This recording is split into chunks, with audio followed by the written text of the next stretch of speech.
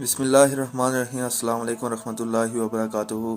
ساتویں پارے کا خلاصہ، فہرست مضامین، سورہ المائدہ، حلال و حرام کے احکام، عدل و انصاف کی تعلیمات، یہود و نصارہ کے رویے، اللہ کی رحمت اور مغفرت، سورہ الانعام، توحید، ہدایت اور گمراہی۔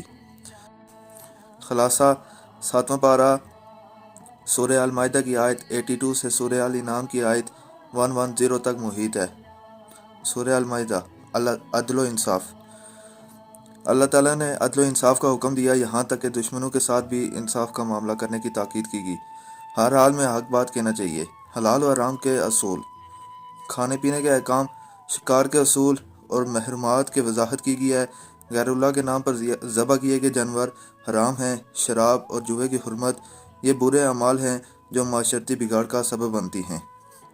یہود و نصارہ کا رویہ، ان کے نبیوں کے ساتھ کیے گئے عہد و پیمان کے خلاف وزیروں کا ذکر کیا گیا ہے۔ بعض اہل کتاب حق بات کو سنتے ہی ایمان لے آتے تھے، جبکہ بعض اپنے کفر پر قائم رہتے تھے۔ اللہ تعالیٰ کی رحمت اور مغفرت۔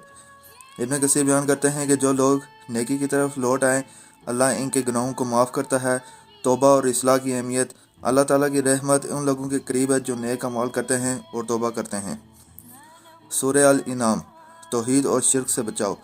اللہ کی وحدانیت پر مضبوط دلائل دیے گئے ہیں۔ مخلوقات کی نشانیاں، آسمان و زمین کی تخلیق اور فطرت کی قدرت اللہ کی وحدانیت کا ثبوت ہیں۔ شرک کی مذمت، ہر وہ عمل جو اللہ کے ساتھ دوسروں کو شریک ٹھہرائے قابل مذمت ہے۔ ہدایت اور گمراہی۔ ہدایت اللہ کے اختیار میں ہے، اور جو لوگ ضد اور تکبر کرتے ہیں ان کے دل گمراہی میں ڈال دیے جاتے ہیں۔ قرآن دلوں کو روشن کرنے والا اور گمراہی کو اندھیروں سے نکالنے والا ہے۔ نیکی اور بدی کا فرق۔ ہر مومن کو چاہیے کہ نیکی کی طرف بڑھے اور بدی سے دور رہے۔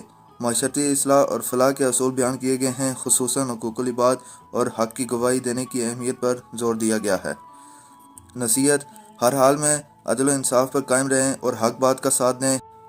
حلال و حرام کی حدود کا احترام کریں اور ہر قسم کے شرک سے بچیں۔